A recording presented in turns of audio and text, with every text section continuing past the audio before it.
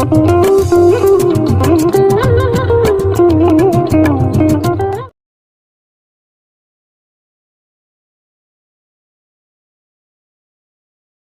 ಒಂದು ಮರ ಒಂದು ಬೀಜದಿಂದ ಅಂಕುರ ಹುಟ್ಟಬೇಕು, ಆ ಅಂಕುರ ಅನ್ನೋದು ಒಂದು ದೊಡ್ಡ ವೃಕ್ಷವಾಗಿ ಬೆಳಿಬೇಕು, ಅದು ನಮಗೆ ಫಲವನ್ನು ಕೊಡಬೇಕು ಅಂತಂದ್ರೆ ನೀರು ಹಾಕಬೇಕಾದ್ದು ಅತ್ಯಂತ ಅವಶ್ಯಕ. ನೀರಿನ ಸಂಬಂಧವೇ ಇಲ್ಲ ಅಂತಂದ್ರೆ ಆಗ ಮರವೇ ಒಣಗೋಗುತ್ತೆ, ಆ ಮರ ಸುತ್ತ ಹೋಗುತ್ತೆ.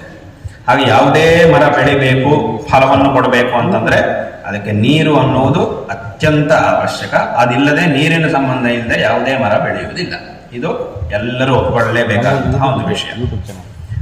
ಆದರೆ ನಮಗೆ ಯಾವ ಫಲ ಬೇಕು, ನನಗೆ ಮಾವಿನ ಹಣ್ಣು ಬೇಕಾ, ಹಲಸಿನ ಹಣ್ಣು ಬೇಕಾ, ಅಥವಾ ಯಾವ ಫಲ ಬೇಕು ಅನ್ನುವುದನ್ನು ವಿಚಾರ ಮಾಡಿ ಅದೇ ಮರವನ್ನು ಅಥವಾ ಅದೇ ಬೀಜವನ್ನು ನೆಡಬೇಕಂತಹ ಜವಾಬ್ದಾರಿ ಮಾತ್ರ ನಮ್ಮದು.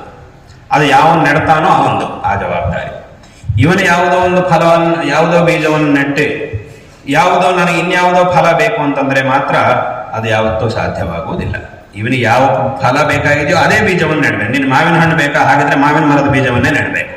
ಇನ್ನೊಂದು ಯಾವುದೋ ಮರದ ಬೀಜವನ್ನು ನೆಟ್ಟು ನನಗೆ ಮಾವಿನ ಹಣ್ಣಿನ ಫಲ, ಮಾವಿನ ಹಣ್ಣು ಬೇಕು ಅಂತಂದ್ರೆ ಅದು ಯಾವತ್ತೂ ಸಹ ಹಾಗೆ ಸಾಧ್ಯವಾಗುವುದಿಲ್ಲ. ಅಂದ್ರೆ ಏನು, ನಾವು ಯಾವ ಬೀಜವನ್ನು ನೆಡ್ತೀವೋ ಅದರಿಂದ ಅಂಕುರ ಬರುವಂತೆ ಮಾಡಿ, ಅದು ದೊಡ್ಡ ವೃಕ್ಷ ಆಗುವಂತೆ ಮಾಡಿ, ಅದು ನಮಗೆ ಫಲವನ್ನು ಕೊಡುವಂತೆ ಮಾಡುತ್ತೆ ನೀರು. ನೀರಿಂದ ಯಾವ ಮರ ಬೆಳೆಯುವುದಿಲ್ಲ, ಅದು ಹೌದು, ಅದು ಸತ್ಯ. ಹಾಗಂತ ಹೇಳಿ ನಮಗೆ ಯಾವ ಬೀಜ ಬೇಕಾಗಿದೆ ಅನ್ನೋದನ್ನು ನೋಡ್ಕೊಳ್ಬೇಕಾದ್ರೆ ನಮ್ಮ ಕೆಲಸ, ಅದು ನೀರಿನ ಕೆಲಸ ಅಲ್ಲ, ಅದು ನಮ್ಮ ಕೆಲಸ. ನೀನು ಯಾವ ಬೀಜವನ್ನು ಹಾಕ್ತೀಯೋ ಆ ಮರವನ್ನೇ ನೀರು ಬೆಳೆಸುತ್ತೆ. ಅದು ಒಳ್ಳೆ ಮರ ಅಂತಂದ್ರೆ ಒಳ್ಳೆ ಬೀಜವನ್ನು ಹಾಕಿದ್ರೆ ಒಳ್ಳೆ ಮರ ಬರೋ ಹಾಗೆ ಮಾಡುತ್ತೆ ನೀರು. ಏನಾದ್ರೂ ಒಂದು ವಿಷವೃಕ್ಷದ ಬೀಜ ಹಾಕಿದೀವಿ ಅಂತಂದ್ರೆ ವಿಷವೃಕ್ಷ ಬರೋ ಹಾಗೂ ಮಾಡುತ್ತೆ ನೀರು. ಅದನ್ನು ವಿಷವೃಕ್ಷ ಬರ್ಲಿಕ್ಕೂ ನೀರೇ ಕಾರಣ, ಮಾವಿನ ಮರ ಬರ್ಲಿಕ್ಕೂ ನೀರೇ ಕಾರಣ, ಎರಡಕ್ಕೂ ನೀರು ಕಾರಣ ಆಗಿದೆ, ಹೌದು. ಆದ್ರೆ ಅಲ್ಲಿ ತಪ್ಪು ಮಾತ್ರ ಮನುಷ್ಯಂದು. ಒಂದು ವೇಳೆ ವಿಷವೃಕ್ಷ ಬಂತು ಅಂತಂದ್ರೆ ಆಗ ಅದು ಯಾರ ತಪ್ಪು ಅಂತಂದ್ರೆ ನೆಟ್ಟ ಒಂದು ತಪ್ಪು, ಅದು ನೀರಿನ ತಪ್ಪಲ್ಲ. ಆಗ ನೀರಿನ ಮೇಲೆ ನಾವು ದೋಷವನ್ನು ಕೊಡ್ಲಿಕ್ಕೆ ಆಗೋದಿಲ್ಲ. ಅದೇ ರೀತಿಯಾಗಿ ಭಗವಂತ ಹೇಗೆ ಈಶ್ವರಸ್ತು ಪರ್ಜನ್ಯವ ದ್ರಷ್ಟವ್ಯ ಅಂತ ಭಾಷ್ಯಕಾರರು ತಮ್ಮ ಸೂತ್ರ ಭಾಷೆಯಲ್ಲಿ ಭಗವತ್ಪಾದರು ಹೇಳ್ತಾರೆ. ಪರ್ಜನ್ಯ ಅಂದ್ರೆ ನೀರು, ಪರ್ಜನ್ಯ ಅಂದ್ರೆ ಮಳೆಯಿಂದ ನಮಗೆ ಸಿಗುವುದು ನೀರು, ಆ ನೀರಿಂದ ಕೃಷಿ ಕೆಲಸ ಆಗುತ್ತೆ. ಅದನ್ನ ಈಶ್ವರಸ್ತು ಪರ್ಜನ್ಯವ ದ್ರಷ್ಟವ್ಯ ಅಂದ್ರೆ ಈ ನೀರಿದ್ದ ಹಾಗೆ ಅಂತ ಹೇಳಿದ್ದಾರೆ. ಹಾಗಾಗಿ ಇಲ್ಲಿ ನಮಗೆ ಯಾವ ಬೀಜ ಬೇಕಾಗಿದೆಯೋ, ಯಾವ ಫಲ ನಮಗೆ ಬೇಕಾಗಿದೆಯೋ, ಆ ಫಲಕ್ಕೆ ಯಾವ ಬೀಜವನ್ನು ನೆಡಬೇಕಾಗಿದೆಯೋ ಆ ಬೀಜವನ್ನು ನಾವು ಸರಿಯಾಗಿ ತಿಳಿದುಕೊಂಡು, ಒಂದು ವೇಳೆ ನಮಗೆ ತಿಳ್ಕೊಳ್ಳಿಕ್ಕಾಗಲಿಲ್ಲ ಅಂತಂದ್ರೆ ಯಾರು ಕೃಷಿ ಮಾಡುವವರು ಇರ್ತಾರೋ ಅಂಥವರ ಹತ್ರ ಹೋಗಿ ಅವರ ಮೂಲಕ ತಿಳ್ಕೊಂಡು, ಅವರ ಮೂಲಕವಾಗಿ ಆದರೂ ಅದನ್ನು ನಾವು ತಿಳ್ಕೊಂಡು ಯಾವುದನ್ನು ನೆಡಬೇಕೋ ಅದನ್ನೇ ನೆಡಬೇಕು, ಯಾವುದು ನಮಗೆ ಬೇಡವೋ ಅದನ್ನು ನಾವು ನೆಡಲಿಕ್ಕೆ ಹೋಗಬಾರದು. ಇದು ಲೋಕದಲ್ಲಿ. ಯಾಕಂದ್ರೆ ಕೃಷಿ ಮಾಡುವವರಿಗೆ ಆ ಒಂದು ವಿವೇಕ ಇರುತ್ತೆ, ಯಾವುದು ಒಳ್ಳೆಯ ಮರ, ಯಾವುದನ್ನು ನೆಡಬೇಕು, ಯಾವ ಬೀಜವನ್ನು ಹಾಕಿದ್ರೆ ಯಾವ ತರದ ಫಲ ಬರುತ್ತೆ, ಅದು ಎಷ್ಟು ವರ್ಷಕ್ಕೆ ಬರುತ್ತೆ, ಅದೆಲ್ಲ ಅವರಿಗೆ ಗೊತ್ತಿರುತ್ತೆ. ಹಾಗೆ ಅವರ ಮೂಲಕವಾಗಿ ತಿಳ್ಕೊಂಡು ಬೇಕಾದಂತಹ ಬೀಜವನ್ನು ನೆಡಬೇಕು, ಯಾವುದು ಬೇಡವೋ ಅದನ್ನು ಬಿಡಬೇಕು. ಅದೇ ರೀತಿಯಾಗಿ ಇಲ್ಲೂ ಸಹ ಯಾವುದನ್ನು ಮಾಡಬೇಕು, ಯಾವುದನ್ನು ಮಾಡಬಾರದು ಮನುಷ್ಯ, ಅದನ್ನು ನಾವು ತಿಳ್ಕೊಳ್ಳಬೇಕು. ನಮಗೆ ತಿಳ್ಕೊಳ್ಳಿಕ್ಕಾಗೋದಿಲ್ಲ ಅಂತಂದ್ರೆ ಶಾಸ್ತ್ರಗಳಿಂದ ಅಥವಾ ಶಾಸ್ತ್ರಜ್ಞರಾಗಿರುವ ಗುರುವಿನ ಮುಖದಿಂದ, ಹಿರಿಯರಿಂದ ನಾವು ಇದನ್ನು ತಿಳ್ಕೊಳ್ಳಬೇಕು.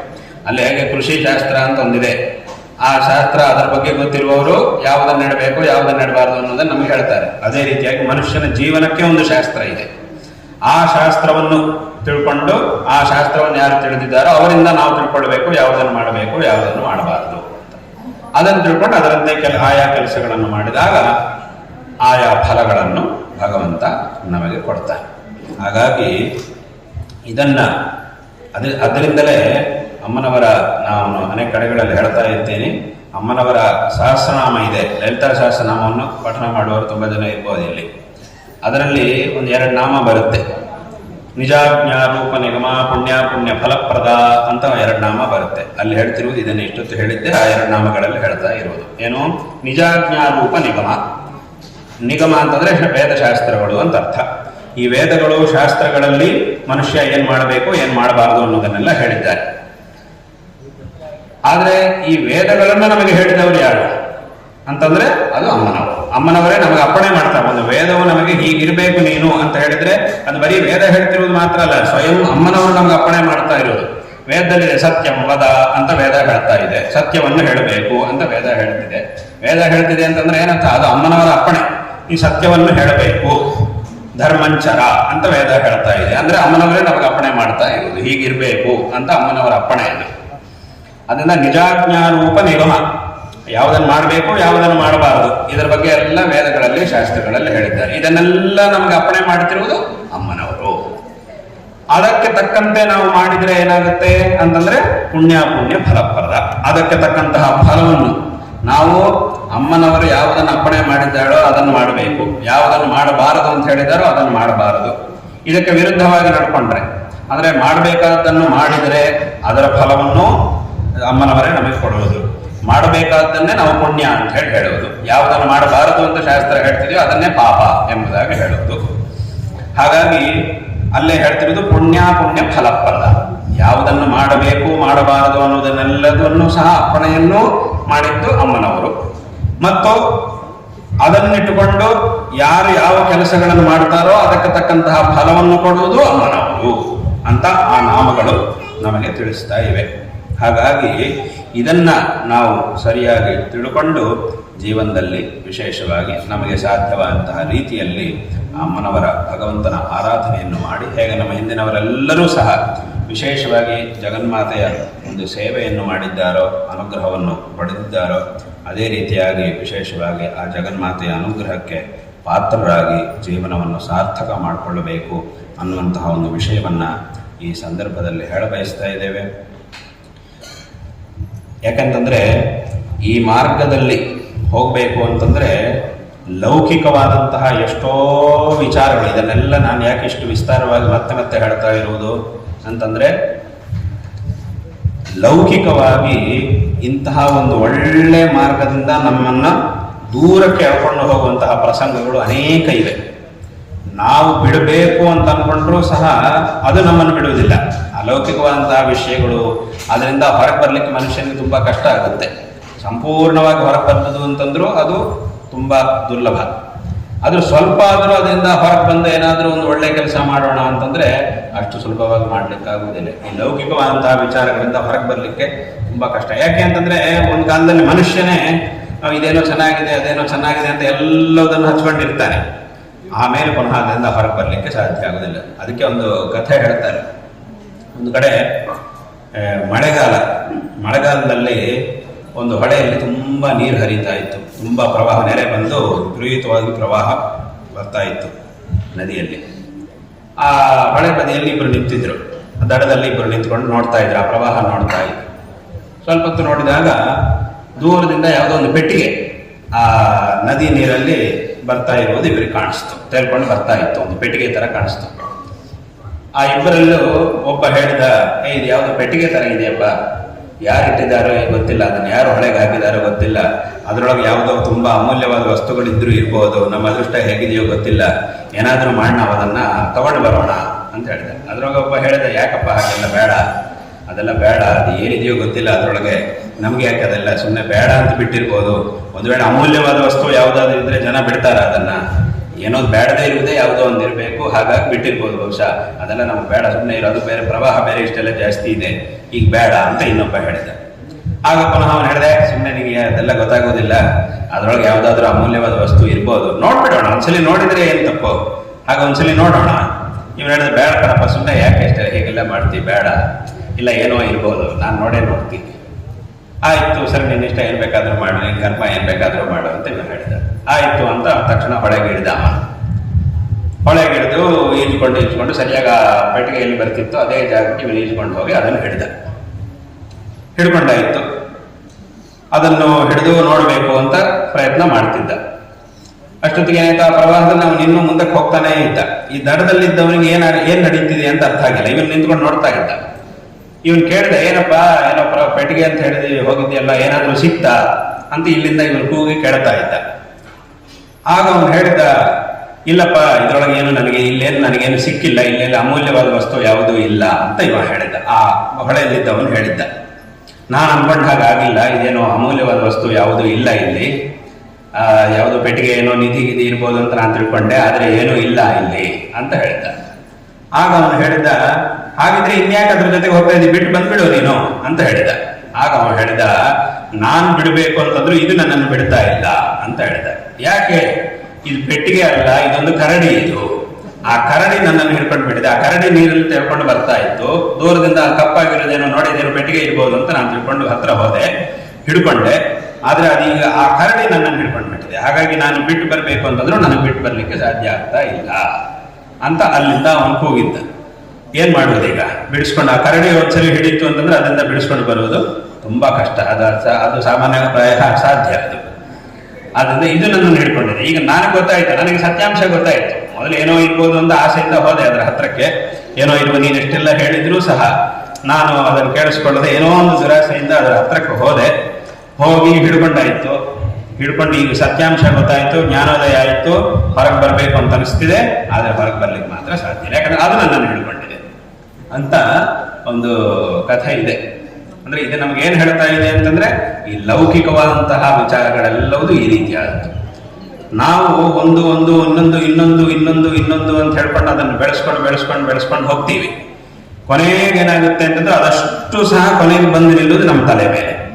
ಆಗೇನಾಗುತ್ತೆ ಅಂತಂದ್ರೆ ಅದರಿಂದ ಹೊರಗೆ ಬರಬೇಕು ಅಂತಂದ್ರೆ ತುಂಬಾ ಕಷ್ಟಪಡಬೇಕಾಗಿ ಬರುತ್ತೆ. ಅಲ್ಲ, ಹೊರಗೆ ಬರುವ ಅವಶ್ಯಕತೆ ಇಲ್ಲ, ಅದರಲ್ಲೇ ಇದ್ದು ಬಿಡೋಣ, ವ್ಯವಹಾರದಲ್ಲೇ ಮುಳುಗಿಬಿಡೋಣ ಅಂತಂದ್ರೆ ಅದರಿಂದ ಏನ್ ಸಾಧ್ಯ? ಬರೀ ವ್ಯಾವಹಾರಿಕವಾದಂತಹ ಪ್ರಪಂಚದಲ್ಲೇ ಮುಳುಗಿದ್ರೆ ಅದರಿಂದ ನಮ್ಗೆ ಕೊನೆಗೆ ಏನು ಸಾಧನೆ ಮಾಡಿದಂಗಾಯ್ತು? ವ್ಯಾವಹಾರಿಕ ಪ್ರಪಂಚದಲ್ಲಿ ಮುಳುಗಿದ್ದೀವಿ, ಬೇಕಾದಷ್ಟು ವ್ಯವಹಾರಗಳು ಮಾಡಿದ್ದೀವಿ, ಬೇಕಾದಷ್ಟು ಸಂಪಾದನೆ ಮಾಡಿದ್ದೀವಿ, ಎಲ್ಲ ಆಗೋಯ್ತು.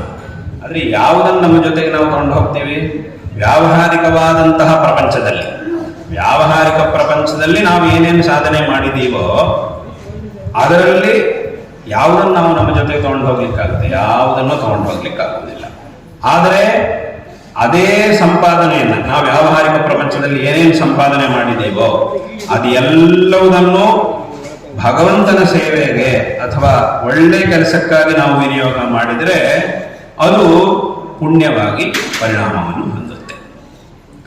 ಆ ಪುಣ್ಯವಾಗಿ ಪರಿಣಾಮವನ್ನು ಹೊಂದಿದ್ದನ್ನ ನಮ್ಮ ಜೊತೆಗೆ ನಾವು ಎಲ್ಲಿ ಬೇಕಾದರೂ ತಗೊಂಡು, ಯಾಕಂದ್ರೆ ನಮ್ಮ ಜೊತೆಗಿರುವಂತಹ ಏಕಮಾತ್ರ ವಸ್ತು ಅಂತಂದ್ರೆ ಪುಣ್ಯ. ನಾವು ತಗೊಂಡು ಬರುವುದು ನಮ್ಮ ಜೊತೆಗೆ ಪುಣ್ಯವನ್ನು, ಪುಣ್ಯ ಅಥವಾ ಪಾಪ ಯಾವುದಾದ್ರೂ ಎರಡು ಅಷ್ಟೇ.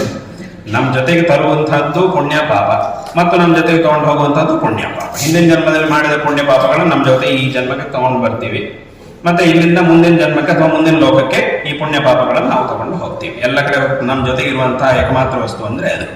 ಬೇರೆ ಎಲ್ಲವುದನ್ನು ಅಲ್ಲಲ್ಲೇ ಬಿಟ್ಟು ಹೋಗ್ಬಿಡ್ತೀವಿ. ಪ್ರತಿಯೊಂದು ಯಾವ ಜನ್ಮ ಬರುತ್ತೋ ಆಯಾ ಜನ್ಮದಲ್ಲೇ ಉಳಿದೆಲ್ಲವುದನ್ನು ಬಿಟ್ಟು ಹೋಗ್ತಾ ಇರ್ತೀವಿ. ಆದ್ರೆ ಅದಕ್ಕೆ ಒಂದು ಅವಕಾಶ ಒಂದಿದೆ. ಲೌಕಿಕವಾಗಿ ನಾವು ಎಷ್ಟು ಸಂಪಾದನೆ ಮಾಡಿದೀವೋ, ಏನೇನು ಮಾಡಿದೀವೋ ಅದು ಎಲ್ಲವುದನ್ನು ಒಳ್ಳೆ ಕೆಲಸಕ್ಕಾಗಿ, ಪುಣ್ಯಕ್ಕಾಗಿ ವಿನಿಯೋಗ ಮಾಡಿದ್ರೆ ಆಗ ನಾವು ಸಂಪಾದನೆ ಮಾಡಿದ್ದಕ್ಕೆ ಒಂದು ಬೆಲೆ ಬರುತ್ತೆ. ಅದು ಒಂದು ಪುಣ್ಯವಾಗಿ ಪರಿಣಾಮವನ್ನು ಹೊಂದಿ ನಮ್ಮ ಜೊತೆಗೆ ಬರುತ್ತೆ. ಯಾವಾಗ ಬೇಕಾದ್ರೂ ನಮ್ಮ ಜೊತೆಗೆ ಇರುತ್ತೆ. ನಮ್ಮ ಕೈಯಲ್ಲಿರುವಂತಹ ಹಣವನ್ನ ಹಾಗೆ ನಾವು ತಗೊಂಡು ಹೋಗ್ಲಿಕ್ಕೆ ಆಗುವುದಿಲ್ಲ. ನಾವು ಬೇರೆ ಜನ್ಮಕ್ಕೆ ಹೋದಾಗಲೂ ಹಾಗೆ ತಗೊಂಡು ಹೋಗ್ಲಿಕ್ಕೆ ಆಗುದಿಲ್ಲ. ಆದ್ರೆ ಇದನ್ನು ಒಂದು ಒಳ್ಳೆ ಕೆಲಸಕ್ಕೆ ನಾವು ವಿನಿಯೋಗ ಮಾಡಿದ್ರೆ, ಭಗವತ್ ಸೇವೆಗೋ ಅಥವಾ ಗುರು ಸೇವೆಗೋ ಸಮಾಜ ಸೇವೆಗೋ ನಾವು ಅದನ್ನು ಉಪಯೋಗ ಮಾಡಿದ್ರೆ ಆಗ ಅದು ಪುಣ್ಯವಾಗಿ ಪರಿಣಾಮವನ್ನು ಹೊಂದಿ ಅದು ನಮ್ಮ ಜೊತೆಗೆ ಯಾವಾಗಲೂ ಇರುತ್ತೆ. ಅದು ಕಣ್ಣಿಗೆ ಕಾಣೋದಿಲ್ಲ, ಆದ್ರೂ ನಮ್ಮ ಜೊತೆಗೆ ಇದ್ದೇ ಇರುತ್ತೆ. ಕಣ್ಣು ಕಾಣೋದಿಲ್ಲ ಅನ್ನೋದು ಮಾತ್ರಕ್ಕೆ ಅದು ಇಲ್ವೇ ಇಲ್ಲ ಅಂತ ಹೇಳಕ್ಕಾಗೋದಿಲ್ಲ, ಅದು ಇದ್ದೇ ಇದೆ.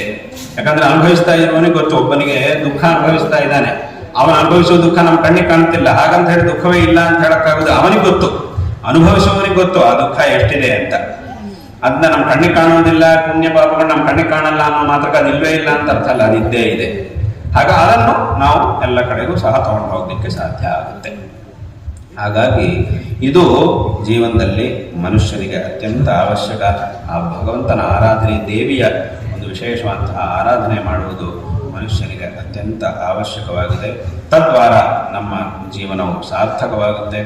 ಲೌಕಿಕವಾಗಿ ಈಗ ನಾವು ಹೇಳಿದ ಹಾಗೆ ಎಲ್ಲರಿಗೂ ಏನೋ ಒಂದು ಕೆಲಸ ಇದೆ. ಲೌಕಿಕವಾಗಿ ಪ್ರತಿಯೊಬ್ಬರು ಚಿಕ್ಕ ವಯಸ್ಸಲ್ಲಿ ವಿದ್ಯಾಭ್ಯಾಸ ಮಾಡಬೇಕು, ದೊಡ್ಡವರಾದ ಮೇಲೆ ಏನೋ ನೌಕರಿಗೆ ಹೋಗಬೇಕು, ಅಥವಾ ವ್ಯಾಪಾರ ಮಾಡಬೇಕು, ಅಥವಾ ವ್ಯವಸಾಯ ಮಾಡಬೇಕು, ಅಥವಾ ಮನೆಯಲ್ಲಿ ಬೇರೆ ಬೇರೆ ರೀತಿಯಂತಹ ಜವಾಬ್ದಾರಿಗಳಿವೆ, ಎಲ್ಲ ಇದೆ. ಅದೆಲ್ಲವೂ ಇದ್ದೇ ಇದೆ. ಅದ್ಯಾವುದನ್ನು ಹಾಗೆ ತಕ್ಷಣ ಬಿಡ್ಲಿಕ್ಕಾಗುವುದಿಲ್ಲ, ಬಿಡುವ ಹಾಗೂ ಇಲ್ಲ, ಅದೆಲ್ಲ ಇದೆ. ಆದರೆ ಅದೆಲ್ಲ ಒಂದು ಕಡೆಗೆ, ಒಂದು ಬದಿಗೆ. ಅದೇ ಪೂರ್ತಿ ಜೀವನ ಪೂರ್ತಿ ಅಲ್ಲ, ಅದೆಲ್ಲ ಒಂದು ಬದಿ, ಜೀವನದ ಒಂದು ಭಾಗ ಅದೆಲ್ಲ. ಇನ್ನೊಂದು ಭಾಗ ಯಾವುದು ಅಂತಂದ್ರೆ ಆ ಭಗವಂತನ ಆರಾಧನೆ ಮಾಡುವುದು, ಪುಣ್ಯ ಸಂಪಾದನೆ ಮಾಡುವುದು. ಇದು ಜೀವನದ ಇನ್ನೊಂದು ಭಾಗವಾಗಿರಬೇಕು. ಇದಾದಾಗ ಈ ರೀತಿಯಾಗ ಆದರೆ ಆಗ ನಮ್ಮ ಜೀವನವು ಸಾರ್ಥಕವಾಗುತ್ತೆ. ಹಾಗಾಗಿ ಇಂಥ ಒಂದು ಮಾರ್ಗವನ್ನು ನಮಗೆ ಉಪದೇಶ ಮಾಡುವುದಕ್ಕಾಗಿಯೇ ಜಗದ್ಗುರು ಶ್ರೀ ಆದಿಶಂಕರ ಭಗವತ್ಪಾದಾಚಾರ್ಯರು ನಮ್ಮ ದೇಶದಲ್ಲಿ 1200 ವರ್ಷಗಳ ಹಿಂದೆ ಅವತಾರ ಮಾಡಿದರು.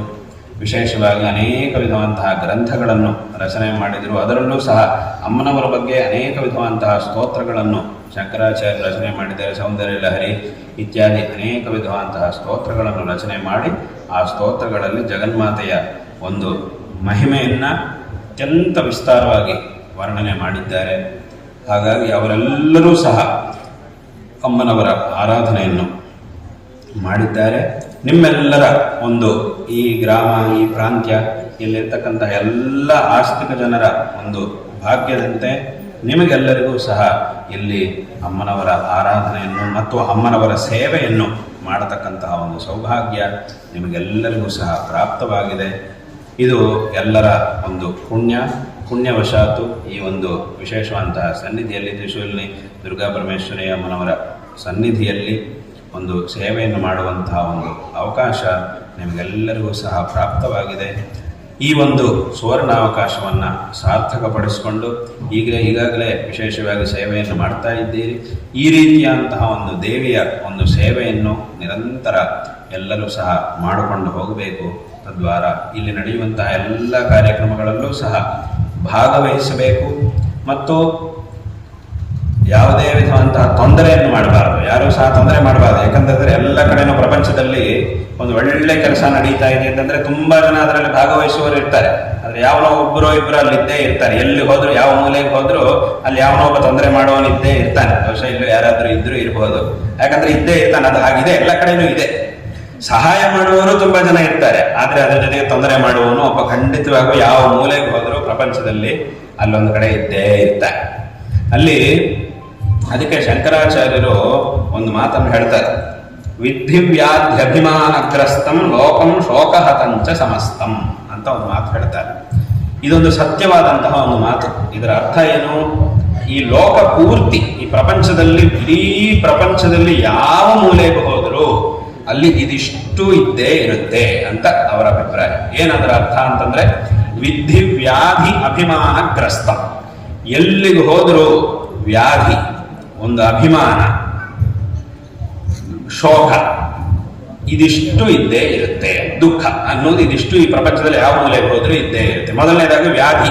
ವ್ಯಾಧಿ ಅಂತಂದ್ರೆ ಏನೋ ಒಂದು ಶಾರೀರಿಕವಾದಂತಹ ತೊಂದರೆ, ಶರೀರದಲ್ಲಿ ಯಾವುದೋ ಒಂದು ರೀತಿಯಂತಹ ತೊಂದರೆ, ಅದು ಎಲ್ಲರಿಗೂ ಏನೋ ಒಂದು ಇದ್ದೇ ಇರುತ್ತೆ. ಯಾವ ಮೂಲೆಗೆ ಹೋದ್ರೂ ಇದ್ದೇ ಇರುತ್ತೆ, ಯಾವ ಕಾಲದಲ್ಲಿ ಇದ್ರೂ ಆದ್ರೂ ಇದ್ದೇ ಇರುತ್ತೆ. ಬೇಸಿಗೆ ಬಂತು ಅಂತಂದ್ರೆ ಒಂದು ರೀತಿಯಂತಹ ತೊಂದರೆ ಶರೀರದಲ್ಲಿ, ಮಳೆಗಾಲ ಬಂತು ಅಂದ್ರೆ ಒಂದು ರೀತಿಯಂತಹ ತೊಂದರೆ, ಚಳಿಗಾಲ ಬಂತು ಅಂದ್ರೆ ಪುನಃ ಇನ್ನೊಂದು ರೀತಿಯಂತಹ ತೊಂದರೆ, ಈ ಕಡೆಗೆ ಬಂದ್ರೆ ಒಂದು ರೀತಿಯಂತಹ ತೊಂದರೆ, ಇಲ್ಲಿಂದ ಮೇಲೆ ಹತ್ತು ಹೋದ್ರೆ ಅಲ್ಲಿ ಇನ್ನೊಂದು ಪ್ರಾಂತಕ್ಕೆ ಹೋದ್ರೆ ಅಲ್ಲಿ ಇನ್ನೊಂದು ರೀತಿಯಂತಹ ತೊಂದರೆ, ಬೇರೆ ಬೇರೆ ಕಡೆಗೆ ಹೋದ್ರೆ ಅಲ್ಲಿ ಒಂದೊಂದು ರೀತಿಯಂತಹ ತೊಂದರೆ ಆಯಾ ಪ್ರಾಂತಗಳಲ್ಲಿ. ಹೀಗೆ ಪ್ರಪಂಚದಲ್ಲಿ ಯಾವ ಮೂಲೆಗೆ ಹೋದ್ರೂ ಏನೋ ಒಂದು ರೀತಿಯಂತಹ ಶರೀರದಲ್ಲಿ ತೊಂದರೆ ಇದ್ದೇ ಇರುತ್ತೆ. ಆದ್ರೆ ಅದನ್ನೆಲ್ಲ ಗಣನೆಗೆ ತೆಗೆದುಕೊಳ್ಬಾರದು. ಅದಕ್ಕೆ ಬೇಕಾದ ಪರಿಹಾರ ಏನೋ ಮಾಡ್ಕೊಳ್ಬೇಕು. ಆದ್ರೆ ಅದರ ಬಗ್ಗೆನೇ ಯೋಚನೆ ಮಾಡ್ತಾ ಕೂರಬಾರದು ಅಂತ ಅದರ ಅರ್ಥ ವ್ಯಾಧಿ. ಇನ್ನೊಂದೇನು? ಅಭಿಮಾನ. ಅಭಿಮಾನ ಅಂತಂದ್ರೆ ಏನು? ಅಹಂಕಾರ. ಇಲ್ಲಿ ಅಭಿಮಾನ ಅಂತಂದ್ರೆ ಅಹಂಕಾರ ಅಂತ ಅರ್ಥ. ಏನು? ನಾನು ಹೇಳಿದ್ದೇ ಆಗ್ಬೇಕು, ಅದು ಸರಿನಾ ತಪ್ಪ ಅದೆಲ್ಲ ಬೇಡ, ನಾ ಹೇಳಿದ್ದಾಗಲೇಬೇಕು. ನಾ ಹೇಳಿದ್ದಾಗಲಿಲ್ಲ ಅಂತಂದ್ರೆ ಯಾವುದನ್ನು ಮಾಡ್ಲಿಕ್ಕೆ ಬಿಡಲ್ಲ. ಈ ರೀತಿಯಂತಹ ಪ್ರವೃತ್ತಿ ತುಂಬಾ ಜನರಲ್ಲಿ ನಮ್ಗೆ ಕಾಣಿಸ್ತಾ ಇರುತ್ತೆ. ಎಲ್ಲಿದ್ರೂ ಅಷ್ಟೇ ನಾ ಹೇಳಿದ್ದೆ ತುಂಬಾ ಜನರಲ್ಲಿ ಈ ರೀತಿಯಾದ ಪ್ರವೃತ್ತಿ ಇದೆ. ಗಂಡ ಹೆಂಡತಿ ಮಧ್ಯದಲ್ಲಿ ಇರುತ್ತೆ, ಅಣ್ಣ ತಮ್ಮಂದರಲ್ಲಿ ಇರುತ್ತೆ, ಅಪ್ಪ ಮಗನ ಮಧ್ಯದಲ್ಲಿ ಇರುತ್ತೆ. ಅಥವಾ ಒಂದ್ ಕಡೆ ಕೆಲಸ ಮಾಡುವವರು ಇಬ್ಬರು ಇದ್ರೆ, ಒಂದೇ ಸಂಸ್ಥೆಯಲ್ಲಿ ಕೆಲಸ ಮಾಡುವ ಇಬ್ಬರು ಇರ್ತಾರೆ, ಅವರಿಬ್ಬರಲ್ಲೂ ಈ ರೀತಿಯಂತಹ ಸ್ವಭಾವ ಇರುತ್ತೆ. ಏನಂದ್ರೆ ನಾ ಹೇಳಿದ್ದಾಗಬೇಕು ಅಂತ ಇವನು, ನಾ ಹೇಳಿದ್ದಾಗಬೇಕು ಅಂತ ಅವನು.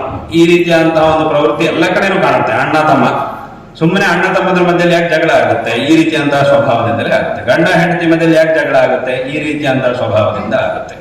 ಇಲ್ಲಿ ಯಾವುದು ಸರಿ ಅನ್ನುವುದನ್ನು ಎಲ್ಲರೂ ಸಹ ಒಪ್ಪಿಕೊಂಡು ಅದನ್ನು ಮಾಡಬೇಕು ಅಷ್ಟೇ ಹೊರತು ನಾ ಹೇಳಿದ್ದೇ ಸರಿ, ನಾ ಹೇಳಿದ್ದೇ ಆಗ್ಬೇಕು ಅಂತ ಆದಾಗ ಈ ಎಲ್ಲ ಜಗಳಗಳು, ಎಲ್ಲ ಮನಸ್ತಾಪಗಳು, ಮನಸ್ಪರ್ಧೆಗಳು ಇದೆಲ್ಲ ಬರುತ್ತೆ. ಹಾಗೆ ಇದೆಲ್ಲದಕ್ಕೂ ಕಾರಣ ಏನು ಅಂತಂದ್ರೆ ನಾ ಹೇಳಿದ್ದೇ ಆಗ್ಬೇಕು ಅನ್ನುವಂತಹ ಒಂದು ಅಭಿಮಾನ. ಇದು ಸಾಮಾನ್ಯವಾಗಿ ಎಲ್ಲಿಗೆ ಹೋದರೂ ಸಹ ಇದು ನಮ್ಗೆ ಕಾಣ್ತಾನೆ ಇರುತ್ತೆ. ಇದು ಇಲ್ಲ ಅಂತಂದ್ರೆ ತುಂಬಾ ಅದೃಷ್ಟಶಾಲಿ ಅಂತ ಅರ್ಥ. ಅದು ಈ ರೀತಿಯಾಗಿ ಇಲ್ಲಪ್ಪ ನಮ್ಮ ಹತ್ರ ಆ ಥರ ಏನಿಲ್ಲ ಅಂತಂದ್ರೆ ಹಾಗಿದ್ರೆ ನೀನು ತುಂಬಾ ಅದೃಷ್ಟಶಾಲಿ ಅಂತ ಅರ್ಥ. ಹಾಗೆ ಶೋಕ ಅಂತಂದ್ರೆ ಏನು? ದುಃಖ. ಯಾವುದೋ ಒಂದು ರೀತಿಯಾದಂತಹ ಒಂದು ಸಣ್ಣ ಪುಟ್ಟ ದುಃಖ ಆದರೂ ಪ್ರಪಂಚದಲ್ಲಿ ಎಲ್ಲಿ ಹೋದರೂ ಇದ್ದೇ ಇರುತ್ತೆ. ಆದ್ರಿಂದ ಅದನ್ನೇ ಶಂಕರರು ಹೇಳಿದ್ರು, ವಿಧಿ ವ್ಯಾಧ್ಯಭಿಮಾನಗ್ರಸ್ತಂ ಲೋಕಂ ಶೋಕಹತಂಚ ಸಮಸ್ತಂ. ಇಡೀ ಲೋಕದಲ್ಲಿ ಎಲ್ಲಿ ಹೋದರೂ ಅಲ್ಲಿ ಈ ರೀತಿಯಂತ ಒಂದು ಸ್ವಭಾವ. ನಾನೇ ಹೇಳಿದ್ದೇ ಆಗಬೇಕು, ನಾ ಹೇಳಿದ್ದೆ ಅದು ಸರಿ ಇದೆಯಾ ತಪ್ಪ ಅಂತ ವಿಚಾರ ಮಾಡೋದಿಲ್ಲ. ಅಲ್ಲಪ್ಪ ನೀ ಹೇಳಿದಷ್ಟು ಚೆನ್ನಾಗಿರುವುದಿಲ್ಲ, ಇವರು ಹೇಳಿದ್ದು ಇನ್ನೂ ಚೆನ್ನಾಗಿದೆ, ಅದನ್ನು ಮಾಡ್ಬೋದಲ್ವಾ ಅಂತಂದ್ರೆ ಅದೆಲ್ಲ ಆಗೋದಿಲ್ಲ, ನಾ ಹೇಳಿದ್ದೇ ಆಗಬೇಕು. ಇಲ್ಲ ನೀವು ಹೇಳಿದಂಗೆ ಮಾಡೋಕ್ಕಾಗೋದಿಲ್ಲ ಅಂತಂದ್ರೆ ಹಾಗಾದ್ರೆ ನೀವು ಹೇಗೆ ಮಾಡ್ತಿರೋ ನೋಡ್ತೀನಿ ಅಂತ ಹೇಳೋದು. ಅವ್ನು ಮಾಡ್ಲಿಕ್ಕೆ ಆಗದೆ ಇರುವಾಗ ಏನೋ ತೊಂದರೆ ಮಾಡೋದು. ಈ ರೀತಿಯಾಗಿ ತುಂಬಾ ಜನ ಅನುಭವಿಸಿರ್ತಾರೆ. ತುಂಬಾ ಜನ ಜೀವನದಲ್ಲಿ ಆ ಥರದವ್ರು ನೋಡಿದ್ರೆ, ಯಾಕಂದ್ರೆ ಭಗವಂತ ತೋರಿಸ್ತಾರೆ ಎಲ್ಲೋ ಒಂದು ಕಡೆ ಈ ರೀತಿಯಂತಹ ವ್ಯಕ್ತಿಗಳನ್ನ ಭಗವಂತ ಎಲ್ಲೋ ಒಂದು ಕಡೆ ಪರಿಚಯ ಮಾಡಿಸ್ತಾನೆ ಜೀವನದಲ್ಲಿ. ಒಂದ್ಸಲ ಆದ್ರೂ ಪ್ರತಿಯೊಬ್ಬ ಮನುಷ್ಯನಿಗೂ ಇಂತಹ ವ್ಯಕ್ತಿ ಜೊತೆಗೆ ಪರಿಚಯವನ್ನು ಭಗವಂತ ಮಾಡಿಸ್ಕೊಡ್ತಾನೆ. ಯಾಕಂದ್ರೆ ಪ್ರಪಂಚ ಹೇಗಿರುತ್ತೆ ಅಂತ ಗೊತ್ತಾಗಬೇಕಲ್ಲ ಎಲ್ರಿಗೂ. ಈ ಪ್ರಪಂಚ ಅನ್ನೋದು ಹೇಗಿರುತ್ತೆ ಅನ್ನೋದು ನಮ್ಮ ಅನುಭವಕ್ಕೆ ಬಂದ್ರೆ ಮಾತ್ರ ನಮಗೆ ಚೆನ್ನಾಗಿ ಗೊತ್ತಾಗುತ್ತೆ. ಆದ್ದರಿಂದ ಈ ರೀತಿಯಾಗಿ ಎಲ್ಲೋ ಒಂದು ಕಡೆ ಪರಿಚಯ ಮಾಡಿಸ್ತಾನೆ ಭಗವಂತ. ಹಾಗಾಗಿ ನಾವು ಯಾವತ್ತೂ ಸಹ ಈ ನಡೆಯುವಂತಹ ಒಳ್ಳೆ ಕೆಲಸಗಳು, ಅಭಿವೃದ್ಧಿ ಕಾರ್ಯಗಳು ಎಲ್ಲ ನಡೀತಾ ಇದೆ ಅಂತಂದ್ರೆ ಅದರೊಳಗೆ ಯಾವುದೇ ವಿಧವಂತಹ ತೊಂದರೆಯನ್ನು ಮಾಡಬಾರದು. ತೊಂದರೆಯನ್ನು ಮಾಡಿದ್ರೆ ನಮಗೆ ನಾವು ತೊಂದರೆ ಮಾಡಿಕೊಂಡು ಹಾಗೆ. ಆ ದೇವರ ಒಂದು ಕಾರ್ಯಕ್ಕೆ, ಧಾರ್ಮಿಕವಾದಂತಹ ಒಂದು ಕಾರ್ಯಕ್ಕೆ ತೊಂದರೆ ಮಾಡಿದ್ರೆ ನಮಗೆ ನಾವು ತೊಂದರೆ ಮಾಡಿಕೊಂಡ ಹಾಗೆ ಆಗುತ್ತೆ. ಆದ್ರಿಂದ ಅಂತಹ ಕೆಲಸವನ್ನು ಯಾವತ್ತೂ ಸಹ ನಾವು ಮಾಡಬಾರದು. ಯಾವುದಾದ್ರೂ ಒಂದು ಒಳ್ಳೆ ಕೆಲಸ ನಮ್ಮಿಂದ ಸಾಧ್ಯ ಆಗುತ್ತೆ ಅಂತಂದ್ರೆ ಅದನ್ನು ನಾವು ಮಾಡಬೇಕು. ಒಳ್ಳೆ ಕೆಲಸ ನಡೀತಾ ಇದೆ ಅಂತಂದ್ರೆ ಯಾರು ನಮ್ಮನ್ನು ಕರೆಯುವ ಅವಶ್ಯಕತೆ ಇಲ್ಲ. ಅವರವರ ವೈಯಕ್ತಿಕವಾದಂತಹ ಕೆಲಸಗಳು ಅಂತಂದ್ರೆ ನಮ್ಮನ್ನು ಕರೆಯದೆ ನಾವು ಹೋಗುವ ಹಾಗಿಲ್ಲ. ಆದ್ರೆ ಒಂದು ದೇವಸ್ಥಾನ, ದೇವರ ಕಾರ್ಯ ಮತ್ತು ಒಂದು ಧಾರ್ಮಿಕವಾದಂತಹ ಕಾರ್ಯ, ಒಳ್ಳೆ ಕೆಲಸ ನಡೀತಾ ಇದೆ, ಎಲ್ಲರ ಕ್ಷೇಮಕ್ಕಾಗಿ ಒಂದು ಒಳ್ಳೆ ಕೆಲಸ ನಡೀತಾ ಇದೆ ಅಂತಂದ್ರೆ ಯಾರು ನಮ್ಮನ್ನು ಕರೆಯುವ ಅವಶ್ಯಕತೆ ಇಲ್ಲ, ನಾವಾಗಿಯೇ ಹೋಗ್ಬೇಕು. ಅದನ್ನು ತಿಳ್ಕೊಂಡು ನಾವಾಗಿಯೇ ಹೋಗ್ಬೇಕು. ಹೋಗಿ ನಮ್ಮಿಂದ ಏನಾದರೂ ಮಾಡ್ಲಿಕ್ಕಿದೆ ಅಂತಂದ್ರೆ ಅದನ್ನು ನಾವು ಮಾಡಬೇಕು. ಇಲ್ಲ ಅಂತಂದ್ರೆ ಸುಮ್ಮನೆ ಇರ್ಬೇಕು. ದೇವಸ್ಥಾನದಲ್ಲಿ ಏನಾದರೂ ನಿಮ್ಮಿಂದ ಏನಾದರೂ ಒಂದು ಕೆಲಸ ಆಗ್ಬೇಕು, ಅಲ್ಲಿ ಹೋದ್ರೆ ಗೊತ್ತಾಗುತ್ತೆ. ನಾವಲ್ಲಿ ಹೋಗಿ ನಿಂತ್ಕೊಂಡ್ರೆ ಏನ್ ಮಾಡಬೇಕು, ಏನ್ ಮಾಡ್ಬೇಕಾಗಿಲ್ಲ ಅನ್ನೋದೆಲ್ಲ ನಮ್ಗೆ ಅವಾಗ ಗೊತ್ತಾಗುತ್ತೆ. ಏನಾದರೂ ಮಾಡಬೇಕು ಅಂತಂದ್ರೆ ಅದನ್ನು ಮಾಡಬೇಕು. ಇಲ್ಲ ಪರವಾಗಿಲ್ಲ, ಎಲ್ಲದಕ್ಕೂ ಎಲ್ಲರೂ ಇದ್ದಾರೆ, ನಡೀತಾ ಇದೆ ಚೆನ್ನಾಗಿ ಅಂತಂದ್ರೆ ಏನು ಮಾಡುವ ಅವಶ್ಯಕತೆ ಇಲ್ಲ. ಅಲ್ಲಿ ಹೋಗಿ ಕೇವಲ ದೇವರ ದರ್ಶನ ಮಾಡ್ಕೊಂಡು ಬಂದ್ರೆ ಸಾಕು. ದೇವರ ದರ್ಶನ ಮಾಡಿ ಒಂದು 5 ನಿಮಿಷ ದೇವರ ಸನ್ನಿಧಿಯಲ್ಲಿ ಎಲ್ಲ ವಿಧವಾದಂತಹ ಲೌಕಿಕ ವಿಚಾರಗಳನ್ನು ಬಿಟ್ಟು ದೇವರ ಸನ್ನಿಧಿಯಲ್ಲಿ ಕೇವಲ ಭಗವಂತನ ಮಾತ್ರವೇ ಮನಸ್ಸಿನಲ್ಲಿ ಧ್ಯಾನ ಮಾಡ್ತಾ. ಅದಕ್ಕೆ ಶಂಕರಾಚಾರ್ಯರು ಅಮ್ಮನವ್ರ ಬಗ್ಗೆ ಹೇಳುವಾಗ ಒಂದು ಶ್ಲೋಕ ಹೇಳಿರ್ತಾರೆ, ಯತ್ರೈವ ಮನೋಮದೀಯಂ ತತ್ರೈವ ತವ ಸ್ವರೂಪಂ, ಯತ್ರೈವ ಶಿರೋಮದೀಯಂ ತತ್ರೈವ ಪದದ್ವಯಂತೆ ಅಂತ ಒಂದು ಶ್ಲೋಕವನ್ನು ಹೇಳ್ತಾರೆ. ಅಂದ್ರೆ ಇದರ ಅರ್ಥ ಏನು? ಅಮ್ಮನವರ ಹತ್ರ ಈ ಶ್ಲೋಕವನ್ನು ಅವರು ಹೇಳಿದ್ದಾರೆ. ಯತ್ರೈವ ಮನೋಮದೀಯಂ, ನನ್ನ ಮನಸ್ಸು ಎಲ್ಲೆಲ್ಲಿ ಹೋದರೂ ಸಹ ಅಲ್ಲಿ ನೀನು ಇರೋ ಹಾಗಾಗಲಿ. ಯಾಕಂದ್ರೆ ಮನಸ್ಸು ಒಂದ್ ಕಡೆ ನಿಲ್ತಾ ಇಲ್ಲ, ನನಗೆ ಸಿಗ್ತಾ ಇಲ್ಲ, ಅದೆಲ್ಲ ಕಡೆ ಓಡ್ತಾ ಇದೆ. ಒಂದು 5 ನಿಮಿಷ ಧ್ಯಾನ ಮಾಡಬೇಕು ಅಂತ ಕೂತ್ಕೊಂಡ್ರೆ ನಿಲ್ತಾ ಇಲ್ಲ, ಯಾವ್ದಾವುದೋ ಜ್ಞಾಪಕ ಬರ್ತಿದೆ. ಮಾಮೂಲಿಯಾಗಿದ್ದವಾಗಾದ್ರೂ ಅಷ್ಟು ವಿಷಯ ಜ್ಞಾಪಕ ಬರಲ್ಲ. ಧ್ಯಾನ ಕೂತ್ಕೊಂಡಾಗ ಮಾತ್ರವೇ ಇನ್ನೂ ಹೆಚ್ಚಿನ ವಿಷಯಗಳು ಜ್ಞಾಪಕಕ್ಕೆ ಬರಲ್ಲ. ಇಡೀ ಪ್ರಪಂಚದಲ್ಲಿ ನಡೆಯುವುದೆಲ್ಲ ಜ್ಞಾಪಕಕ್ಕೆ ಬರ್ಲಿಕ್ಕೆ ಶುರುವಾಗುತ್ತೆ. ಹೀಗೆಲ್ಲ ಹಾಗಾಗಿ ಮನಸ್ಸು ನನಗೆ ಸಿಗ್ತಾ ಇಲ್ಲ. ಆದರೂ ನೀನೆಲ್ಲ ಕಡೆ ಇದ್ದೆ, ಭಗವಂತ ಸರ್ವವ್ಯಾಪಿ ಆಗಿದ್ದಾನೆ. ಅದನ್ನ ನನ್ನ ಮನಸ್ಸು ಏನೇ ಚಿಂತನೆ ಮಾಡಿದ್ರು ಅದು ನಿನ್ನ ಚಿಂತನೆಯೇ ಆಗಲಿ ಅಂತ ಅಲ್ಲಿ ಆ ಒಂದು ಪ್ರಾರ್ಥನೆಯನ್ನು ಮಾಡ್ತಾರೆ. ಪ್ರಾರ್ಥನೆ ಮಾಡ್ತಾರೆ ಅಂದ್ರೆ ಅವರಿಗೆ ಹಾಗಾಗ್ತಿದೆ ಅಂತ ಅರ್ಥ ಅಲ್ಲ, ಬೇರೆಯವರಿಗೂ ಹೇಗೆ ಪ್ರಾರ್ಥನೆ ಮಾಡಬೇಕು ಅನ್ನೋದನ್ನು ತೋರಿಸ್ಕೊಡ್ತಾ ಇದ್ದಾರೆ. ಹಾಗೆ ಯತ್ರೈವ ಶಿರೋಮದೀಯಂ ತತ್ರೈವ ಪದದ್ವಯಂತೆ, ನಾನು ಎಲ್ಲೆಲ್ಲಿಗೋ ಹೋಗ್ಬೇಕಾಗಿ ಬರುತ್ತೆ, ವ್ಯವಹಾರಗಳು ಅದು ಇದು. ಯಾಕಂದ್ರೆ 24 ಗಂಟೆ ದೇವರ ಆರಾಧನೆಯಲ್ಲಿ ದೇವರ ಮನೆಯಲ್ಲೇ ಕೂತ್ಕೊಂಡಿರ್ತೀನಿ ಅಂತಂದ್ರೆ ಅದು ಸಾಧ್ಯವಿಲ್ಲ. ಯಾರಿಗೂ ಹಾಗೆ ಮಾಡೋಕ್ಕಾಗೋದಿಲ್ಲ ಜೀವನದಲ್ಲಿ. ಏನೋ ಒಂದು ವ್ಯವಹಾರಕ್ಕೆ ಹಿಡಿಬೇಕು, ಜವಾಬ್ದಾರಿಗಳಿವೆ ಮನೆಯಲ್ಲಿ, ಅದಕ್ಕೋಸ್ಕರ ಎಲ್ಲಿಗಾದ್ರೂ ಹೋಗ್ಲೇಬೇಕಾಗಿ ಬರುತ್ತೆ, ಏನೋ ಒಂದು ಕೆಲಸವನ್ನು ಮಾಡಲೇಬೇಕಾಗಿ ಬರುತ್ತೆ. ಆ ಸಂದರ್ಭದಲ್ಲೂ ಸಹ ನಿನ್ನ ಒಂದು ಅನುಸಂಧಾನ ನನಗೆ ತಪ್ಪಿ ಹೋಗಬಾರದು ಅಂತಂದ್ರೆ ನಾನು ಎಲ್ಲೆಲ್ಲಿ ಹೋಗ್ತೇನೋ, ನನ್ನ ತಲೆ ಎಲ್ಲೆಲ್ಲಿರುತ್ತೋ ಅಲ್ಲೆಲ್ಲ ಕಡೆ ನಿನ್ನ ಪಾದಾರವಿಂದ ಇರಲಿ. ಅಂದ್ರೆ ನಾನು ಯಾವಾಗಲೂ ನಿನ್ನ ಪಾದದಲ್ಲಿ ನನ್ನ ಶಿರಸ್ಸು ಇರಲಿ, ಅಂದ್ರೆ ನನ್ನ ಶಿರಸ್ಸಿನ ಮೇಲೆ ನಿನ್ನ ಪಾದ ಇರಲಿ ಅಂತ ಅದರ ಅರ್ಥ. ಹಾಗಾಗಿ ಏನೇ ಒಂದು ಕೆಲಸವನ್ನು ಮಾಡಿದ್ರು ಅದು ನಿನ್ನ ಕೆಲಸವೇ ಆಗಲಿ, ಯಾವಾಗಲೂ ನಾನು ನಿನ್ನ ಸೇವೆಯಲ್ಲಿರುವಂತೆ ಆಗಲಿ ಎಂಬುದಾಗಿ ಅವರು ಪ್ರಾರ್ಥನೆ ಮಾಡಿ ತೋರಿಸ್ತಾ ಇದ್ದಾರೆ ನಮಗೆ. ಹಾಗಾಗಿ ಇಲ್ಲಿ ಬಂದಾಗ ಲೌಕಿಕವಾದಂತಹ ಎಲ್ಲ ವಿಚಾರಗಳನ್ನು ಬಿಟ್ಟು ಭಗವಂತನಲ್ಲೇ ಮನಸ್ಸನ್ನು ನಾವು ಇಡಬೇಕು. ವಿಶೇಷವಾಗಿ ಭಗವಂತನ ಆರಾಧನೆಯನ್ನು ಆ ಸಮಯದಲ್ಲಾದರೂ ಸ್ವಲ್ಪ 10-15 ನಿಮಿಷದ ಸಮಯದಲ್ಲಾದರೂ ಪರಿಪೂರ್ಣವಾಗಿ ಭಗವಂತನಲ್ಲಿ ಮನಸ್ಸನ್ನು ಲೀನ ಮಾಡಬೇಕು. ಇಲ್ಲ ಅಂತಂದ್ರೆ ಇಲ್ಲಿಗೂ ಬಂದು ದೇವರ ಸನ್ನಿಧಿಗೆ ಬಂದು ಮನೆಯಿಂದ ಹೊರಟು ಇಷ್ಟೆಲ್ಲ ದೂರ ದೇವಸ್ಥಾನಕ್ಕೆ ಬಂದ ನಂತರವೂ ಸಹ ಬರೀ ಲೌಕಿಕವಾದಂತಹ ವಿಚಾರಗಳು ಊರಿನ ಪುರಾಣ ಎಲ್ಲ ಮಾತಾಡುವುದಾದ್ರೆ ಆಗ ಅಲ್ಲಿಂದ ಇಲ್ಲಿ ಬರುವುದೇ ವ್ಯರ್ಥ. ಇಲ್ಲಿ ಬಂದಿದ್ದೇ ಅದಕ್ಕೋಸ್ಕರ ಎಲ್ಲ ಲೌಕಿಕವನ್ನು ಬಿಟ್ಟು ಸ್ವಲ್ಪ ಹೊತ್ತಾದರೂ ದೇವರ ಸನ್ನಿಧಿಯಲ್ಲಿ ದೇವರನ್ನು ಧ್ಯಾನ ಮಾಡ್ಕೊಂಡು ಹೋಗ್ಲಿಕ್ಕೋಸ್ಕರ ಬಂದಿತ್ತು. ಯಾಕಂದ್ರೆ ಕೆಲವರು ಇರ್ತಾರೆ ಲೋಕದಲ್ಲಿ, ಅವ್ರು ಏನ್ ಮಾಡ್ತಾರೆ, ದೇವಸ್ಥಾನಕ್ಕೆ ಬರ್ತಾರೆ, ಆ ಸುತ್ತಗೋಡೆ ಇರುತ್ತಲ್ಲ ಕಟ್ಟೆ ಮೇಲೆ ಕುತ್ಕೊಂಡು ಹರಟೆ ಹೊಡಿತಾ ಇರ್ತಾರೆ, ಮಾತಾಡ್ತಿರ್ತಾರೆ. ಅವ್ರು ಬರುವುದೇ ಅದಕ್ಕೋಸ್ಕರ. ಕೆಲವರು ಏನ್ ಮಾಡ್ತಾರೆ, ಸುಮ್ಮನೆ ಒಂದ್ಸಲಿ ಬರ್ತಾರೆ, ಆ ದೇವರ ಹತ್ತಿರ ಒಂದ್ಸಲಿ ಹೀಗೆ ನೋಡ್ಬಿಡ್ತಾರೆ, ಒಂದ್ಸಲಿ ನಮಸ್ಕಾರ ಮಾಡ್ತಾರೆ, ಆಮೇಲೆ ಯಾರ್ಯಾರು ಬಂದಿದ್ದಾರೆ ಇವತ್ತು, ಬಂದಿದ್ರಲ್ಲಿ ನನಗೆ ಹರಟೆ ಹೊಡೆಯಕ್ಕೆ ಯಾರು ಸಿಗ್ತಾರೆ ಅಂತ ಒಂದ್ಸಲಿ ನೋಡ್ತಾರೆ. ಯಾರೋ ಒಬ್ಬರು ಸಿಗ್ತಾರೆ, ಸಿಕ್ಕಿದ ತಕ್ಷಣ ಅವನಿಗೂ ಬಿಡಲ್ಲ, ಅವನನ್ನು ದರ್ಶನ ಮಾಡಕ್ ಬಿಡಲ್ಲ, ಇವನು ಅವನ ಜೊತೆಗೆ ಮಾತಾಡ್ತಾ ಇರ್ತಾರೆ. ಹೀಗೆಲ್ಲ ಮಾಡ್ತಿರ್ತಾರೆ ತುಂಬಾ ಜನ ಲೋಕದ. ನಾನು ಸುಮಾರು ಕಡೆ ನೋಡಿದ್ದೀನಿ.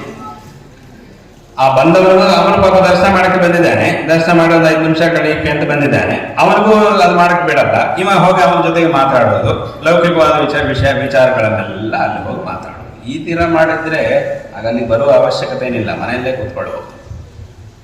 ಆದ್ರಿಂದ ಅಲ್ಲಿ ಬಂದಾಗ ಹೀಗೆಲ್ಲ ಮಾಡಬಾರ್ದು. ಹಿಂದೆ ಒಬ್ಬರು ಇರ್ತಿದ್ರು, ದಿವಸ ಮಾಡುವವರು. ಅವ್ರ ಕೈಯಲ್ಲಿ ಒಂದು ಮಾಲೆ ಇರ್ತಿತ್ತು, ಅದನ್ನ ಇಟ್ಕೊಂಡು ಜಪ ಮಾಡ್ತಿದ್ರು.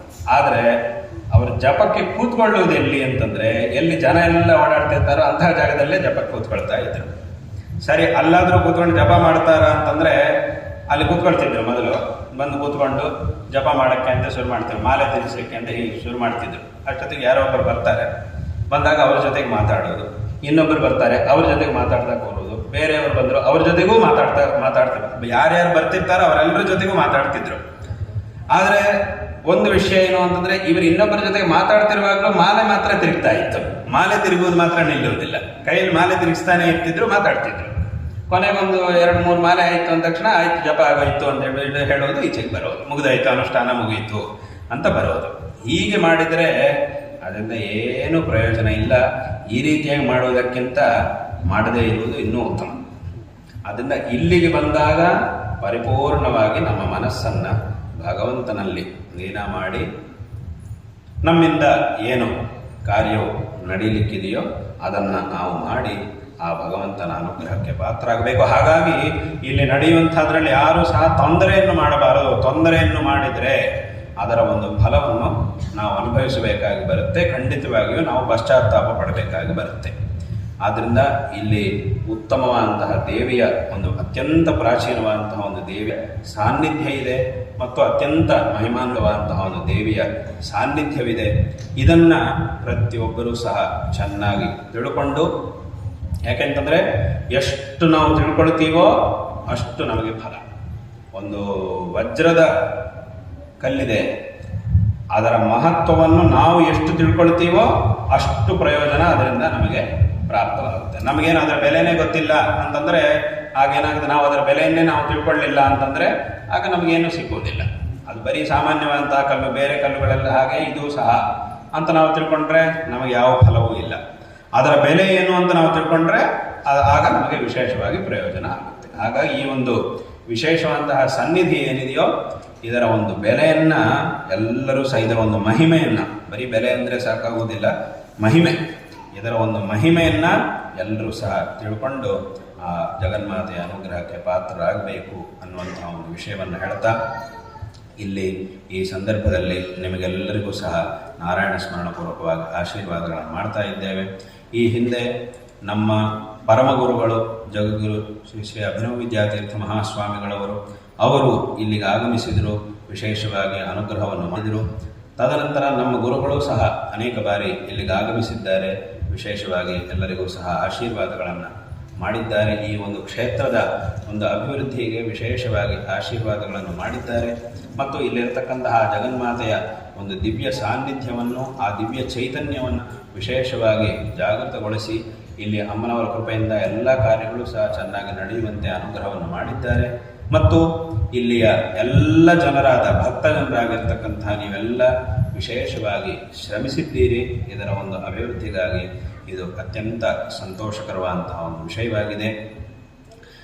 ಎಲ್ಲರೂ ಸಹ ವಿಶೇಷವಾಗಿ ಈ ಒಂದು ದೇವಸ್ಥಾನದ ಅಭಿವೃದ್ಧಿ ಕಾರ್ಯದಲ್ಲಿ ವಿಶೇಷವಾದಂತಹ ಸೇವೆಯನ್ನು ಮಾಡ್ತಾ ಇದ್ದೀರಿ. ಇದು ಅತ್ಯಂತ ಸಂತೋಷಕರವಾದಂತಹ ಒಂದು ವಿಷಯ. ನಾವು ಸಹ ಈ ಹಿಂದೆ ನಮ್ಮ ಗುರುಗಳ ಜೊತೆಗೆ ಬಂದಿದ್ವಿ. ನಾವು ನಮ್ಮ ಗುರುಗಳು ಇಲ್ಲಿಗೆ ಬಂದಾಗ ಆಗ ನಾವು ಬ್ರಹ್ಮಚಾರಿಗಳಾಗಿಯೂ ಸಹ ಇಲ್ಲಿಗೆ ಬಂದಿದ್ವಿ. ತದನಂತರ ನಮ್ಮ ಸನ್ಯಾಸವಾದ ನಂತರವೂ ಸಹ ನಮ್ಮ ಗುರುಗಳ ಜೊತೆಗೆ ಇಲ್ಲಿಗೆ ಆಗಮಿಸಿದ್ವಿ. ದೇವರ ಮತ್ತು ಶೂನ್ಯಮ್ಮನವರ ಸನ್ನಿಧಿಯಲ್ಲಿ ಕುಂಭಾಭಿಷೇಕವೂ ಸಹ ಆ ಒಂದು ಸಂದರ್ಭದಲ್ಲಿ ಮಾಡಿದ್ದೀವಿ ಗುರುಗಳ ಅರ್ಪಣೆಯಂತೆ. ಈಗ ಪುನಃ ಇಲ್ಲಿಗೆ ಬರುವಂತಹ ಸಂದರ್ಭ ಬಂದಿದೆ. ಅದರಂತೆ ನಿನ್ನೆ ಇವತ್ತು ಬಂದಿದ್ದೇವೆ. ಎರಡೂ ಸನ್ನಿಧಿಗಳಲ್ಲಿ ಅಮ್ಮನವರ ವಿಶೇಷವಾದಂತಹ ಆರಾಧನೆಯನ್ನು ಮಾಡಿ ಅಮ್ಮನವರ ಅನುಗ್ರಹವು ಎಲ್ಲರಿಗೂ ಸಹ ಪ್ರಾಪ್ತವಾಗಿ ಎಲ್ಲರಿಗೂ ಸಹ ಎಲ್ಲ ಶ್ರೇಯಸ್ಸುಗಳು ಲಭಿಸಲಿ ಎಂಬುದಾಗಿ ಪ್ರಾರ್ಥನೆ ಮಾಡಿದ್ದೇವೆ. ಮತ್ತು ಈ ಒಂದು ಪ್ರದೇಶ ಇದೇ ರೀತಿಯಾಗಿ ಸುಭಿಕ್ಷವಾಗಿ ಇದ್ದು ಎಲ್ಲರಿಗೂ ಸಹ ಇನ್ನಷ್ಟು ವಿಶೇಷವಾದಂತಹ ಅಭಿವೃದ್ಧಿ ಉಂಟಾಗಲಿ ಎಂಬುದಾಗಿ ಪ್ರಾರ್ಥನೆ ಮಾಡಿದ್ದೇವೆ. ಅದರಂತೆ ಎಲ್ಲರಿಗೂ ಸಹ ಎಲ್ಲ ಶ್ರೇಯಸ್ಸುಗಳು ಸಿಗುತ್ತೆ ಎಂಬುದಾಗಿ ಹೇಳ್ತಾ ಈ ಸಂದರ್ಭದಲ್ಲಿ ನಿಮಗೆಲ್ಲರಿಗೂ ಸಹ ನಾರಾಯಣ ಸ್ಮರಣಪೂರ್ವಕವಾಗಿ ಆಶೀರ್ವಾದಗಳನ್ನು ಮಾಡ್ತಿದ್ದೇವೆ. ಮತ್ತು ಇಲ್ಲಿಯ ದೇವಸ್ಥಾನದ ಆಡಳಿತವನ್ನು ನಡೆಸುವವರು ಮತ್ತು ಇಲ್ಲಿಯ ದೇವಸ್ಥಾನದ ಪೂಜೆ ಇತ್ಯಾದಿಗಳನ್ನು ಮಾಡತಕ್ಕಂಥವರು ಮತ್ತು ಇಲ್ಲಿಯ ಉತ್ಸವ ಸಮಿತಿಯವರು ಹಾಗೂ ಎಲ್ಲ ಭಕ್ತರಿಗೂ ಸಹ ನಾವು ವಿಶೇಷವಾಗಿ ನಾರಾಯಣ ಸ್ಮರಣಪೂರ್ವಕವಾಗಿ ಆಶೀರ್ವಾದಗಳನ್ನು ಮಾಡ್ತಾ ಇದ್ದೇವೆ. ಈ ಒಂದು ಸಂದರ್ಭದಲ್ಲಿ ಇಲ್ಲಿ ಈ ದೇವಸ್ಥಾನದ ಈ ಧಾರ್ಮಿಕವಾದಂತಹ ಎಲ್ಲ ವಿಚಾರಗಳಲ್ಲೂ ವಿಶೇಷವಾಗಿ ನಿಮಗೆಲ್ಲರಿಗೂ ಸಹ ಮಾರ್ಗದರ್ಶನವನ್ನು ಮಾಡತಕ್ಕಂಥವರು ನಮ್ಮ ಪ್ರೀತಿಪಾತ್ರರಾಗಿರ್ತಕ್ಕಂಥ ವಾಗೀಶಾಸ್ತ್ರಿಗಳವರು, ಅವರಿಗೂ ಸಹ ಈ ಸಂದರ್ಭದಲ್ಲಿ ಆಶೀರ್ವಾದಗಳನ್ನು ಮಾಡ್ತಾ ಇದ್ದೇವೆ. ಮತ್ತು ಇಲ್ಲಿಯ ದೇವಸ್ಥಾನದ ಪೂಜೆ ಮತ್ತು ಇದರ ನಿರ್ವಹಣೆ ಇತ್ಯಾದಿಗಳನ್ನೆಲ್ಲ ಅತ್ಯಂತ ಶ್ರದ್ಧೆಯಿಂದ ಮಾಡ್ತಾ ಇರ್ತಕ್ಕಂಥವರು ಶ್ರೀವತ್ಸ ಅವರು ಮತ್ತು ಅವರ ಸಹೋದರರು, ಅವರೆಲ್ಲರಿಗೂ ಸಹ ನಾವು ಈ ಸಂದರ್ಭ ಅವರ ಪರಿವಾರ ಎಲ್ಲರಿಗೂ ಸಹ ಈ ಸಂದರ್ಭದಲ್ಲಿ ನಾವು ಆಶೀರ್ವಾದಗಳನ್ನು ಮಾಡ್ತಾ ಎಲ್ಲ ಭಕ್ತ ಜನರಿಗೂ ಮತ್ತು ಇಲ್ಲಿಯ ಉತ್ಸವ ಸಮಿತಿ ಇದೆ, ಆ ಸಮಿತಿಯಿಂದಲೂ ಸಹ ಈ ಉತ್ಸವಗಳೆಲ್ಲ ನಡೆಯುವಂತಹ ಸಂದರ್ಭದಲ್ಲಿ ತುಂಬ ಉತ್ಸಾಹವಾಗಿ ಇದರಲ್ಲಿ ಭಾಗವಹಿಸಿ ಈ ಹಿಂದೆ ನಮ್ಮ ಗುರುಗಳು ಬಂದಾವಾಗಲೂ ನಾವು ಬಂದಾವಾಗಲೂ ವಿಶೇಷವಾಗಿ ಒಂದು ಅತ್ಯಂತ ಉತ್ಸಾಹದಿಂದ ಎಲ್ಲ ಕಾರ್ಯಗಳನ್ನು ಸಹ ಈಗಾಗಲೇ ಅವರು ಮಾತಾಡ್ತಾ ಹೇಳಿದರು. ಆ ಹಿಂದೆ ನಮ್ಮ ಗುರುಗಳು ಬರುವಾಗ ತುಂಬ ಕಡಿಮೆ ಸಮಯ ಇತ್ತು. ಆದರೆ ಆ ಕಡಿಮೆ ಸಮಯದಲ್ಲೂ ಸಹ ವಿಶೇಷವಂತಹ ಉತ್ಸಾಹದಿಂದ ದೇವಿಯ ಅನುಗ್ರಹದಿಂದ ಒಂದು ದೊಡ್ಡ ವ್ಯವಸ್ಥೆಯನ್ನು ಆವತ್ತಿನ, ಯಾಕಂದರೆ ಅದನ್ನೆಲ್ಲ ನಾನು ನೋಡಿದ್ದಾದ್ದರಿಂದ 2014ರಲ್ಲಿ ನಮ್ಮ ಗುರುಗಳು ಬಂದಾಗ ಈ ಸಭಾಭವನವನ್ನು ಉದ್ಘಾಟನೆ ಮಾಡಿ ಇಲ್ಲೇ ಚಂದ್ರಮೌಳೇಶ್ವರ ಪೂಜೆಯನ್ನು ಮಾಡಿದರು. ಅದನ್ನೆಲ್ಲ ಮಾಡಿದಾಗ ಇಂಥ ಒಂದು ಪ್ರದೇಶದಲ್ಲಿ ಈ ಒಂದು ಗ್ರಾಮದಲ್ಲಿ ಎಷ್ಟು ದೊಡ್ಡ ವ್ಯವಸ್ಥೆಯನ್ನು ಆವಾಗ ಎಲ್ಲರೂ ಸಹ ಸೇರಿ ಕಡಿಮೆ ಸಮಯದಲ್ಲಿ ಎಷ್ಟು ದೊಡ್ಡ ವ್ಯವಸ್ಥೆಯನ್ನು ಮಾಡಿದ್ದೀರಿ ಅನ್ನೋದನ್ನು ನಾವು ಆವಾಗ ನೋಡಿದ್ರಿಂದ ಅದನ್ನು ಈಗ ಹೇಳ್ತಾ ಇದ್ದೀನಿ. ಅಂದರೆ ಈ ರೀತಿಯಾದಂತಹ ಒಂದು ಭಕ್ತಿಯಿಂದ, ವಿಶೇಷವಾದಂತಹ ಭಗವದ್ಭಕ್ತಿ ಮತ್ತು ಗುರುಭಕ್ತಿಯಿಂದ ಈ ಒಂದು ಕಾರ್ಯವನ್ನು ನೀವೆಲ್ಲರೂ ಸಹ ಮಾಡಿದ್ದೀರಿ. ಇದು ಅತ್ಯಂತ ಸಂತೋಷಕರವಾದಂತಹ ಒಂದು ವಿಷಯ. ಈ ಸಂದರ್ಭದಲ್ಲಿ ನಿಮಗೆಲ್ಲರಿಗೂ ಸಹ ಮತ್ತೊಮ್ಮೆ ನಾರಾಯಣ ಸ್ಮರಣಪೂರ್ವಕವಾಗಿ ಆಶೀರ್ವಾದಗಳನ್ನು ಮಾಡ್ತಾ ಎಲ್ಲ ಭಕ್ತರಿಗೂ ಸಹ ಆಶೀರ್ವಾದಗಳನ್ನು ಮಾಡಿ ಈ ಮಾತುಗಳನ್ನು ಇಲ್ಲಿ ಉಪಸಂಹಾರ ಮಾಡುತ್ತೇವೆ. ಹರ ನಮಃ ಪಾರ್ವತೀಪತಯೇ ಹರ ಹರ ಮಹಾದೇವ.